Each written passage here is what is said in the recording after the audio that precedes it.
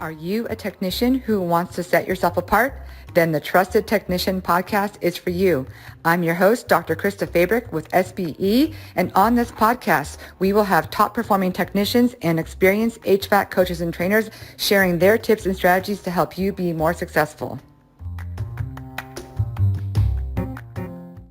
All right, well, so thanks so much for taking a few minutes to come talk to me today.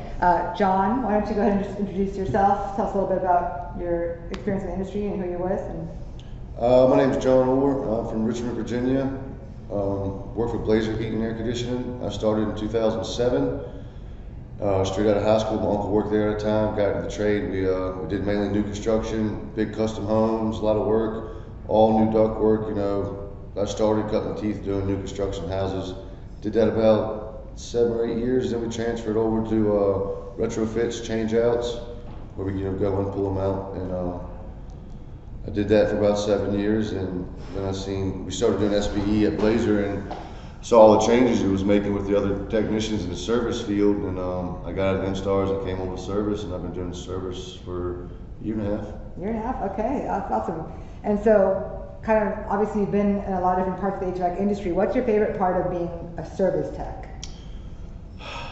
It's a lot of windshield time. I used to, being an installer, those guys work way harder than we do.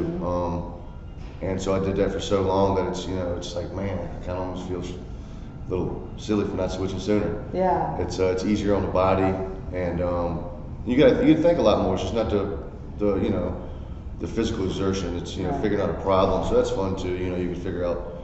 Fix things. It's nice to fix things, when they need to be fixed. So. Yeah. You have to uncover the issues, right?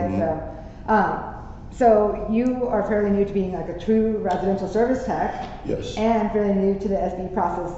Did you learn the SBE process right away when you became a service tech? So yeah, I rode around with Jeff for a while. Me and Jeff did ride-alongs. So I saw how he did all the stuff and the presentation, and then I did a boot camp after about 3 weeks of riding with Jeff. We did the boot camp it was a week-long boot camp, did it online. And then, so yeah, that was the first year I did SBE. I had 6 months in it, and this is my first full year. So. Yeah. So let's talk about that. So in your first 6 months, what was your revenue? Do you remember? It was somewhere around like 400. I don't know the exact numbers. But then you. Then we set, me and the manager sat down and we set goals, and we set, for each month what goal we needed to hit to accomplish my end of the year goal, and we set it for 800,000, and I hit 797. I was short, so that was, because you're striving to hit a goal, you're really always checking the numbers, and I really didn't care what, if I was silver or bronze or whatever, but I wanted to hit my goals within my company. And competing with Jeff, we're both competitive. We both grew up playing sports, but competing is also a cool thing about SBE. We high five all the time. We don't get mad because he beat me and was in 12 spots this year. But it's fun competing. Yeah, for sure. It helps a little extra motivation. Yeah, camaraderie, and Yeah. So what do you feel like? What part of the process has been the most helpful for you, having been in the industry a while? The technical side. Yep. The upfront contract's really important. Calling and having that conversation with the person before you get to their house, especially if you've never been there, if you don't have the rapport with the customer from past trips. So that's really important. Just to stick to your guns on the routine. It gets repetitive at times, but it works. So you have to keep it going, even if you. I'm not gonna say burn out, but you do. It's a lot. So consistency matters, right? It does. It's a whole process. It's work. You got to get used to it, and you have to change habits. I had to change a lot of habits.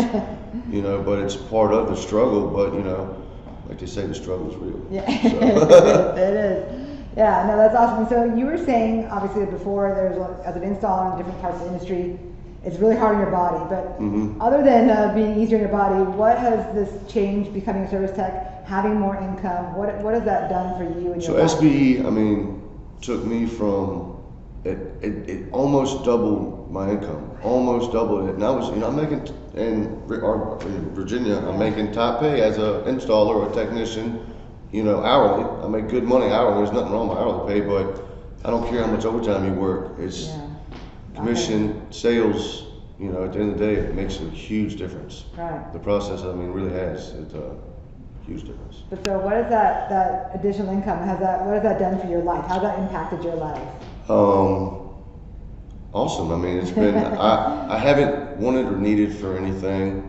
I went from barely making mortgages and having money to do what you wanted to do, and it was always tight. Like, I gotta save $260 this week. Yeah. Now it's like it's just I pay a couple months advance for your truck payment. That's awesome. It's really helped. I mean, it's really made a huge difference in my life with the program, and so. Because that's what revenue generation is great, money's great, but what does that money do for you, right? How is that Yeah, I make mean, your life better?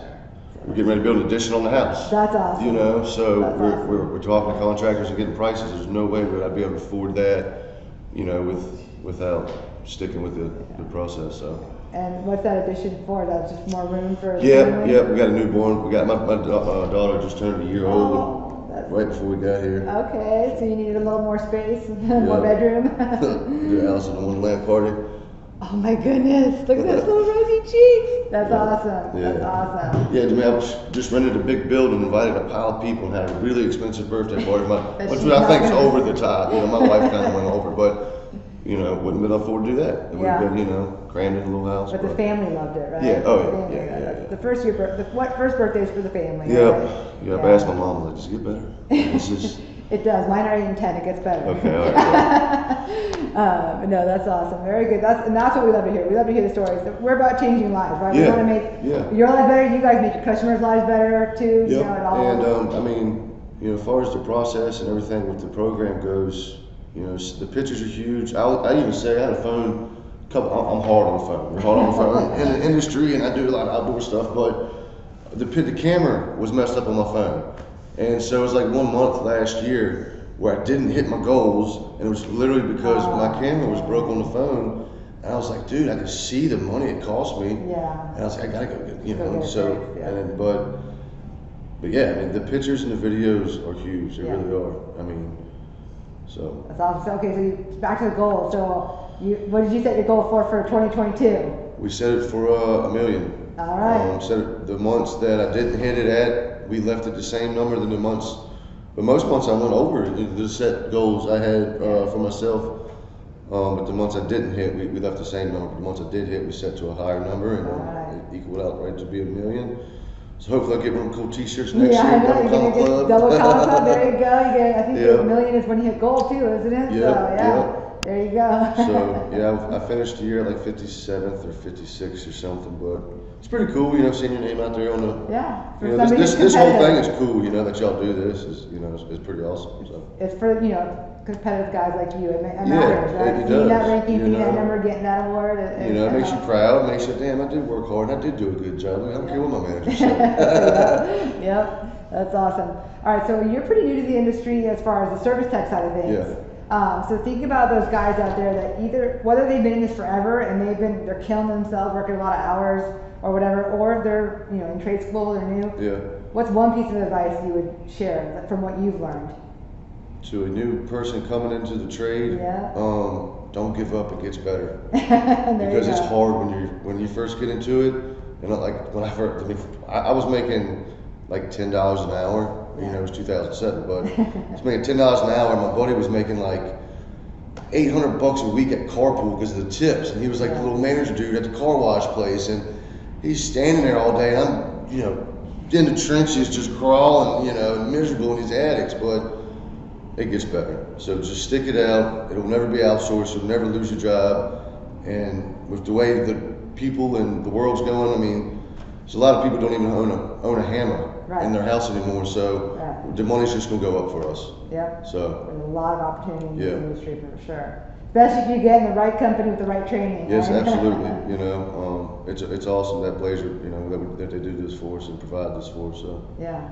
Awesome. Well, thanks so much for taking the time to talk to me today. Not a problem. Congrats on your silver. I look forward to seeing you here next year with the gold and the overlay. Yeah. Get that like million and like 10,000. Yeah, right? Like really right at the bubble. No, I appreciate y'all having me. So. All right. Thanks, John. All right, no problem.